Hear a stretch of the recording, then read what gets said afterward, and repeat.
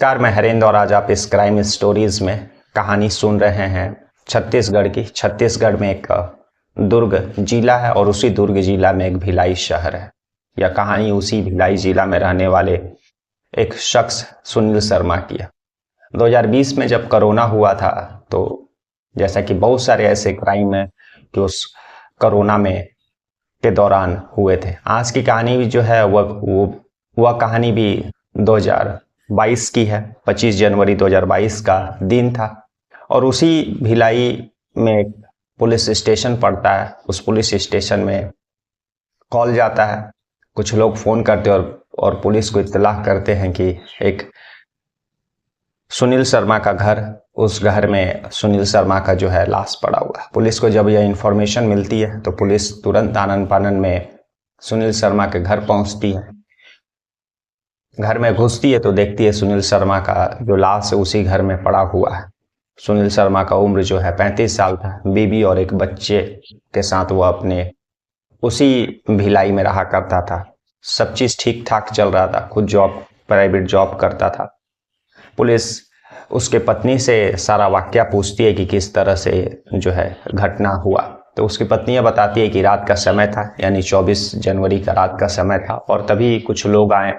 वह दूसरे रूम में सोई हुई थी और उस घर का कुंडी लगा देते हैं। कुंडी की आवाज़ से वह जागी, लेकिन तब तक जो है कुंडी लग चुका था और इधर दूसरे रूम में उसके पति सुनील शर्मा थे। वे लोग उनका कत्ल करके निकल जाते हैं। इसलिए वह उसकी जो पत्नी रानी थी वह ना ही कातिलों का चेहरा दिख पाती है या फिर कौन लोग थे या कितनी संख्या में थे, कुछ भी पुलिस को बता नहीं पाती है।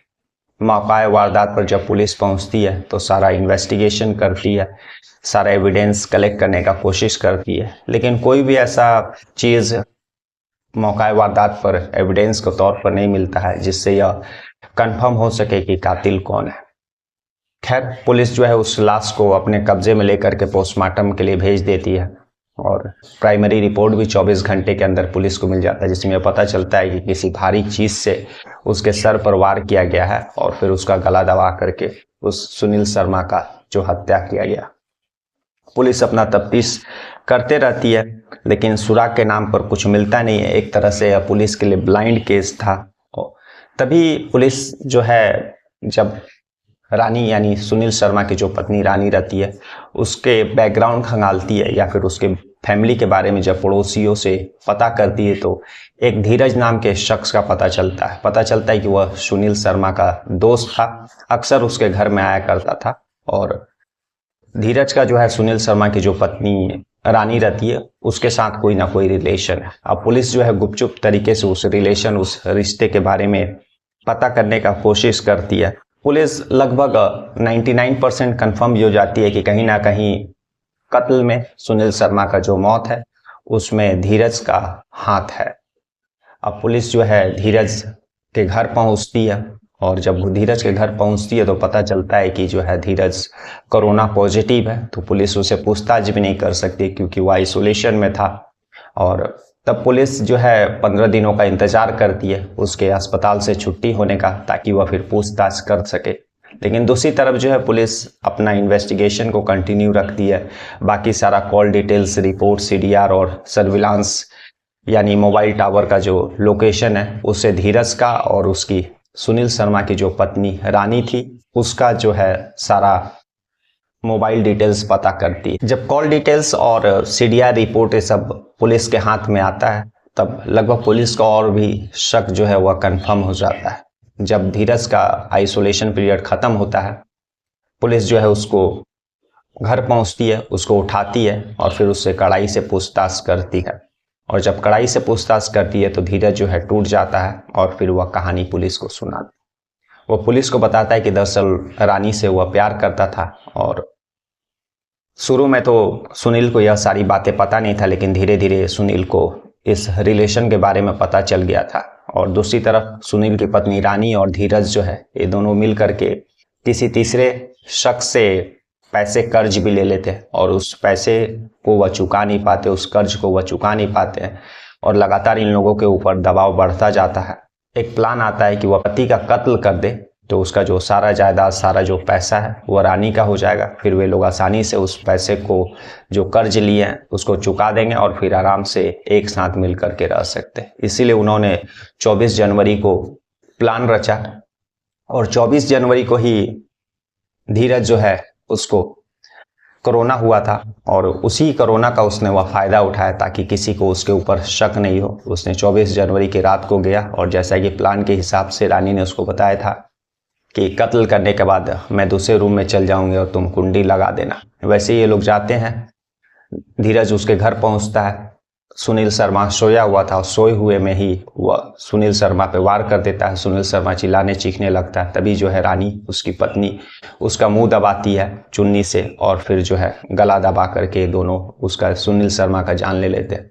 फिर उस लाश को उस कमरे से हटा करके दूसरे कमरे में कर देते हैं और उसकी पत्नी रानी जो उसी कमरे में अपने बेटे के साथ ठहर जाती है और धीरज जो है जाने के समय उस रूम का कुंडी लगा देता है। और जब सुबह होता है तो रानी जो है जोर जोर से चीखने चिल्लाने आवाज़ लगाती है कि वह रूम में बंद है, लेकिन पड़ोसियों को सुनाई नहीं देता। तब वो अपने फ़ोन से पड़ोसियों को कॉल करती है। जब पड़ोसी पहुंचते हैं, घर का दरवाज़ा खोलते हैं तो सुनील शर्मा का जो लाश घर में रहता है। और जब पुलिस आती है तो रानी यही बताती है कि वह दूसरे रूम में थी, उसका कुंडी लगा दिया गया और फिर उसके पति को किन लोगों ने कत्ल किया, कैसे कत्ल किया, कितने लोग थे, वह देख नहीं पाए।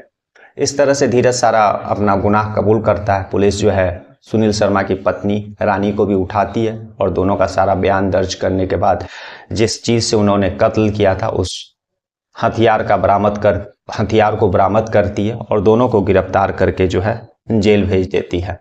एक चीज़ बताते चले कि जब धीरज को कोरोना हुआ था तो बाकायदा जब पुलिस वहाँ पर उसके घर पहुँचती थी तो वो आइसोलेशन में था, तो पुलिस ने उसका कोरोना पॉजिटिव होने का कंफर्म भी किया था। डॉक्टरों से जा कर के सारा पेपर वगैरह देखा था, जिससे कंफर्म हो गया था कि धीरज को कोरोना हुआ है। इसके बाद पुलिस 15 दिनों का इंतजार करती है और उस 15 दिनों में रानी और धीरज का कॉल डिटेल, सर्विलांस, सारा चीज़ ले करके पुलिस अपने तरफ से पूरा तैयार रहती है।